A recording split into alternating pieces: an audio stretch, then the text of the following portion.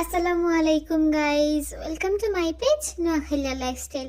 আজকে লাল মুরগের recipe share করব। তো চলেন, ফার্স্টে আমি এনে মেদিন কড়াইয়ের মেদিন দিয়ে দিছি তেল দেওয়ার হরে দিয়ে আমি এনে দিয়ে দিছি গরম মশলা, ইয়ার হরে দিয়ে দিছি পেঁয়াজ দেওয়ার হরে দিয়ে কিন্তু ভালো করে লাড়ি সাড়ি জন্য এরকম একটা ভাজা হয়েছে। তখন আমরা এনের মেদিন দিয়ে দিছি রসুন আর আদা বাটা, দুটো একলগে মিক্স করে নিয়ে দিয়ে দিছি।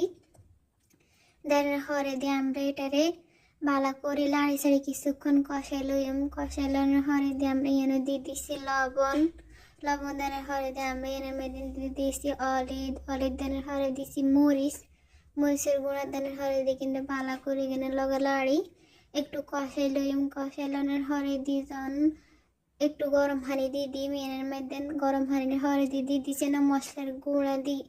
এটাতে আরও কিছুক্ষণ ভালো করে কষাইলানোর হরে দিয়ে এনের মেদিন যখন এরকম তেল উঠে একটা ভাব চলে আইব, তখন আমি এনের মেদিন আস্তে আস্তে লাল মোরগ বেগিন দিয়ে লাইম যেন মোরগ সব এনের মেদিন দেন হয়ে যাবে।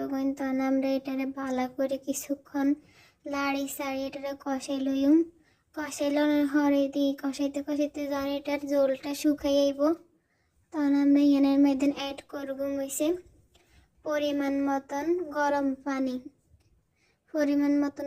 পানি দেনের হরে দিয়ে আরও কিছুক্ষণ রান্নার হরে দিয়ে যখন হালকা একটু জল শুকাইব, তখন আমরা এনের মেদিন অ্যাড করবো আলু।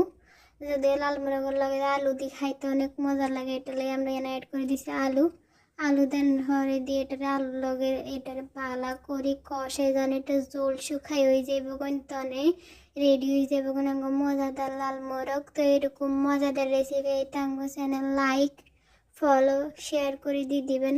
আল্লাহ হাফেজ।